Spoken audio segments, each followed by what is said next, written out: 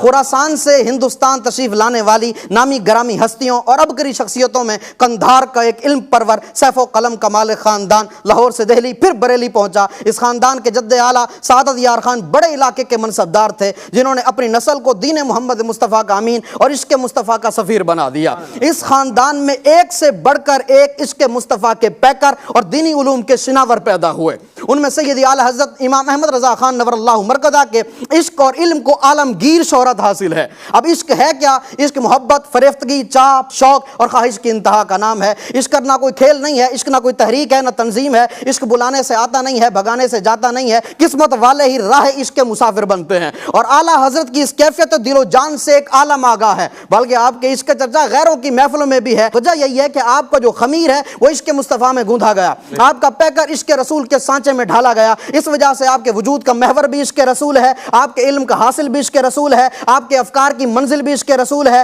آپ کا دین و ایمان بھی عشق رسول ہے، آپ کے خون میں حدت بھی عشق رسول کی ہے، آپ کی نبضوں میں ارتعاش بھی عشق رسول سے ہے، آپ کے جذبوں کا ارتکاز بھی عشق رسول سے ہے، آپ کے من کا گداز بھی عشق رسول سے ہے، آپ کے قلم کی کاٹ بھی عشق رسول سے ہے، اور آپ کے چہرے کی شادابی بھی عشق رسول سے ہے۔ اشفاق بھائی، اب سوال یہ پیدا ہوتا ہے کہ اعلیٰ حضرت امام اہل سنت میں عشق رسول کی ایسی جولانی آئی کہاں سے ہے؟ وہ کون سا ایسا میں قدا تھا، وہ کون سا ایسا ساقی تھا جس نے شراب عشق احمد کے ایسے ایسے جام عطا کیے کہ اعلیٰ حضرت ساری زندگی اسی کی مستی میں مست نظر آتے ہیں، بلکہ اگر کسی کو ایک آدھ قطرہ دیا بھی تو وہ بھی اسی میں مخمور نظر آتا ہے۔ اگر علاوہ وجہ تحقیق بات کی جائے تو وہ میں قدا کسی اور کا نہیں، وہ آپ کے والد ماجد مولانا نقی علی خان کا تھا۔ وہ خود بھی عبقری وقت تھے، کئی کتابوں کے مصنف تھے۔ جب کسی موضوع پر قلم اٹھاتے علوم و معارف کے دریا بہا دیتے۔ جب آپ سورہ علم نشرہ کی تفسیر لکھنے پہ آئے تو عشق رسول کے طوفان مچلنے لگے۔ آقا علیہ السلام کی مرتبہ وجود میں جلوہ گری، کمال حسن، منصب نبوت کی تابشوں، شمائل و خصائل کی رانائیوں اور نبوت و تبلیغ کی کامیابیوں کے لیے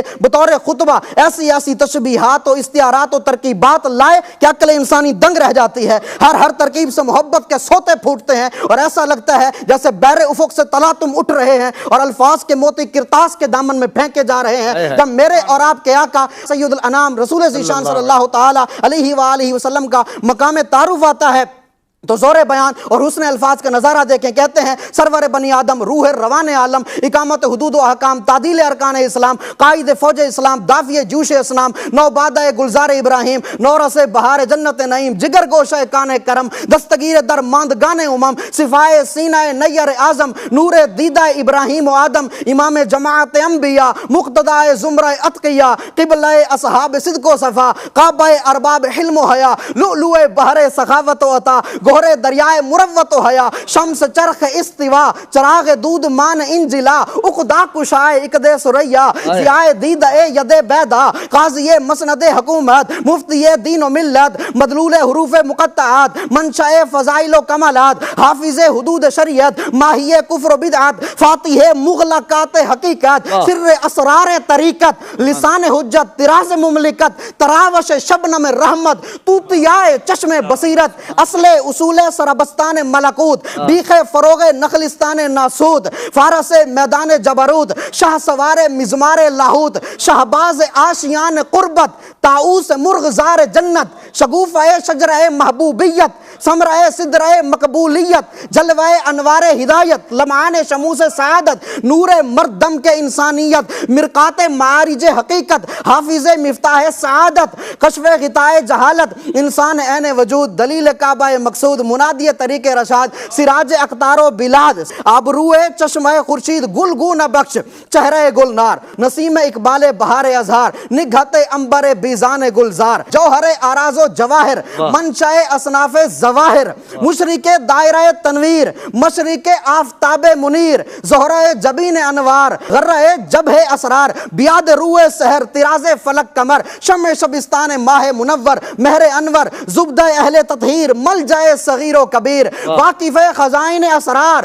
کاشف بدائے افکار، نور عیون اخیار، زیب مجالس ابرار، اکرم اسلاف، اشرف اشراف، عالم علوم حقائق، جذب قلوب خلائق، یوسف کنان جمال، سلیمان ایوان جلال، ناسخ تورات و انجیل، کاشف سر مکنون، خازن علم مخزون، وارث علوم اولین، مورث کمالات آخرین، حجت حق الیقین، تفسیر قرآن مبین، تصحیح علوم متقدمین، تفسیر قرآن مبین، سند انبیاء و مرسلین، عزیز مصر احسان، فخر یوسف کنعان، رونق ریاض گلشن، ترہ ناسیہ سنبلستان، قرہ دیدہ نرگستان، گلدستہ بہارستان جنا، منزل نصوص قطعیہ، مظہر حالات مضمرہ، مخبر اخبار مادیہ، واقف امور مستقبلہ. یہ 100 سے زائد القاب کا تذکرہ میں نے کیا ہے، جس میں الفاظ 300 سے زائد ہیں، جبکہ مولانا نقی علی خان نے 500 القاب کا تذکرہ کیا ہے،